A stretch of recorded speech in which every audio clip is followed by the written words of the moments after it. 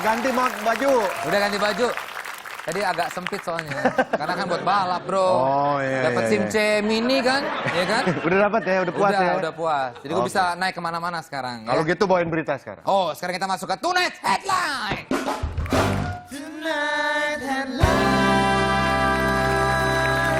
Berhubungan dengan tadi dunia motor ya kan? Ya. Harga BBM subsidi naik Rp2.000 per liter.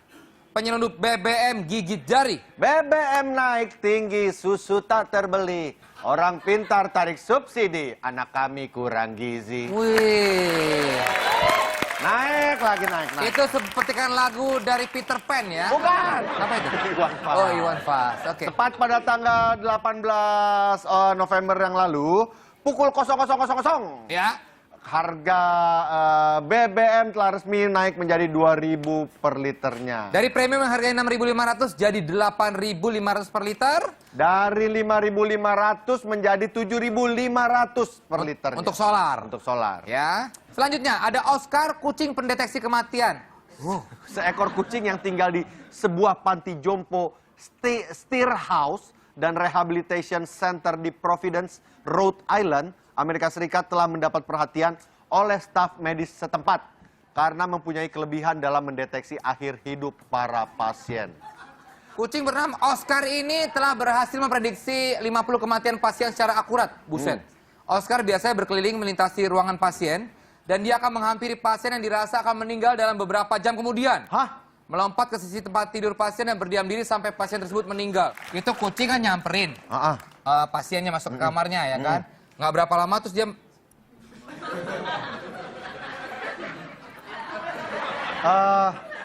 Mohon maaf ya, selama ini dosa gue banyak.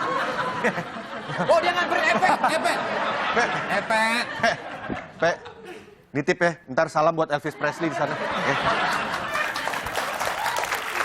Tapi kalau gue bilang sih agak mengada-ngada ya. Enggak, tapi 50 kematian loh. Ya itu pas aja. Nih, dia jadi ada di rumah panti jompo kucing ini kan. Kucingnya masuk kamar. Masuk kamar, kalau ada kakek-kakek atau nenek-nenek lagi tidur, di saat ada sama meninggal, dia naik. Naik, ya kan. Habis itu nggak berapa lama dia cabut, meninggal pasiennya. Dia diam diri sampai pasiennya meninggal. Nah, dia duduknya di mana emang? Di mukanya nih. Ya iya, matilah. Pansan aja meninggal. Lanjut ya. Menkominfo berniat memblokir situs manga dan anime. Ada. Wow. Kenapa Vincent? Enggak, pegel.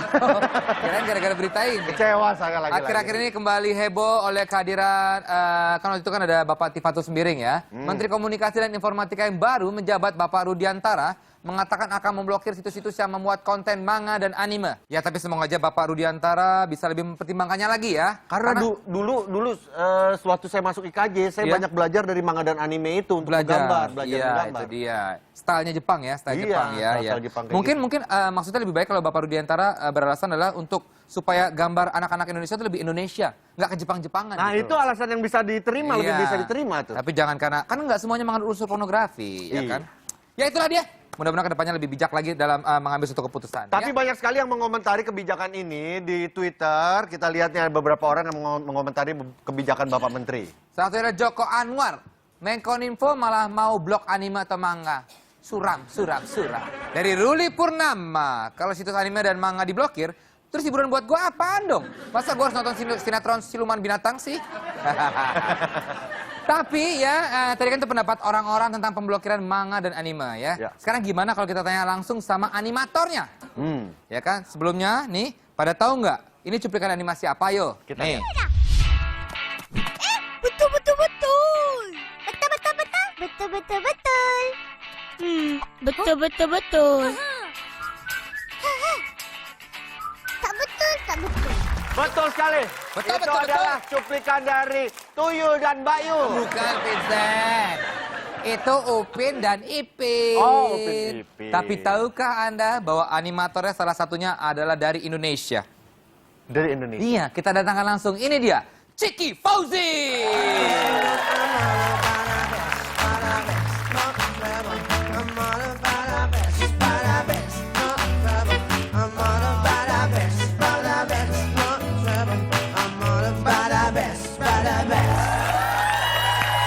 Jangan duduk, Ciki.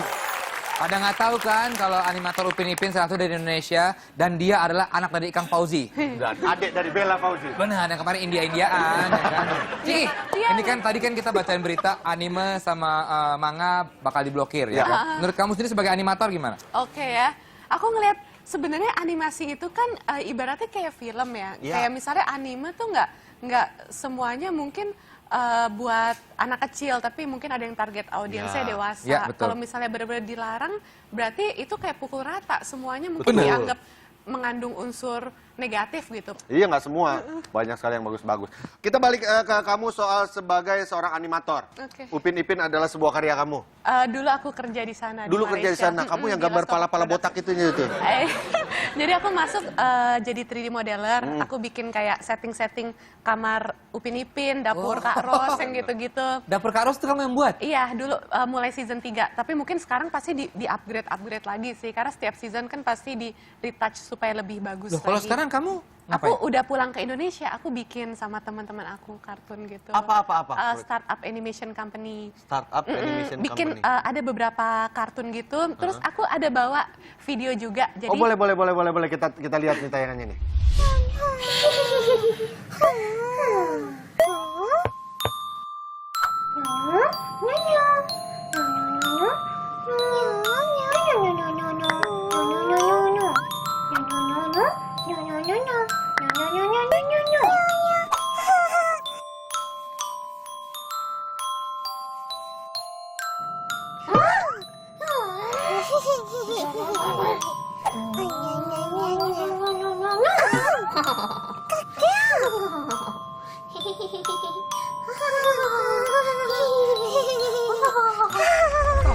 Nah ini dia, kita punya Hesti the Explorer yang akan menjelaskan siapa aja animator tersohor. Silakan.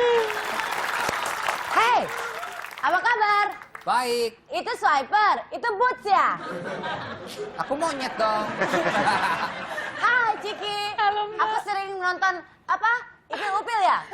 Upin Ipin. Ah ya.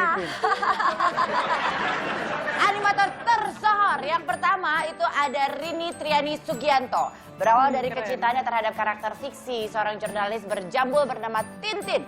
Seorang animator muda asal Indonesia bernama Rini Sugianto sukses menembus kancah perfilman Hollywood. Rini lulusan S2 dari Academy of Arts di San Francisco, California, yang saat ini bekerja sebagai animator di perusahaan WT Digital di Selandia Baru. Dipercaya ikut terlibat dalam pembuatan The Adventure of Tintin, Secret of the Unicorn. Nah, berikutnya ada Christiawan Lee. Chris Lee, seorang lulusan ITB dan juga peraih beasiswa Fulbright untuk kuliah di jurusan Sequential Art Komik di Savannah College of Art and Design, Amerika Serikat. Ini merupakan salah satu pekerja di balik layar beberapa film yang sangat terkenal. Sebut saja ada Transformer, Transformer 3, G.I. Joe, hingga yang terbaru yaitu Spider-Man 4. Bahkan saat ini dia juga tengah merampungkan beberapa proyek gym seperti Star Wars dan juga Lord of the Rings.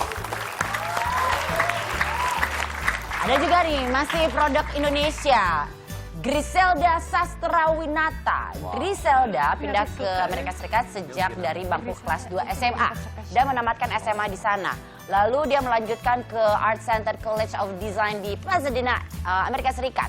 Shrek adalah salah satu film produksi dari Hollywood yang melibatkan Griselda Sastrawinata, seorang animator asal Indonesia yang tinggal di Amerika. Ia bekerja untuk studio animasi terkenal yaitu DreamWorks. Perusahaan film animasi inilah yang sudah memproduksi berbagai film ternama seperti Kung Fu Panda, Madagaskar, Monster Alien, serta banyak lainnya.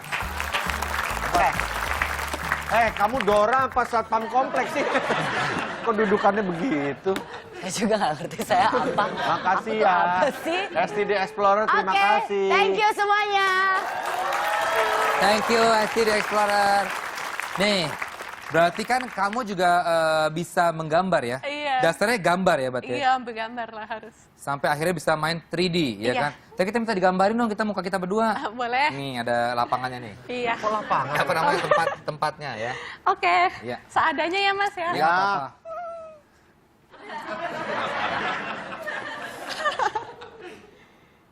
Mau tahu hasilnya seperti apa? Enggak. Hah? Kok enggak? Mau tahu dong hasilnya? Mau dong. Satu Mano tetap di Tonight Show. Menkominfo akan memblok situs-situs yang berbau manga dan juga anime. Menurut lo, Mas? Alhamdulillah.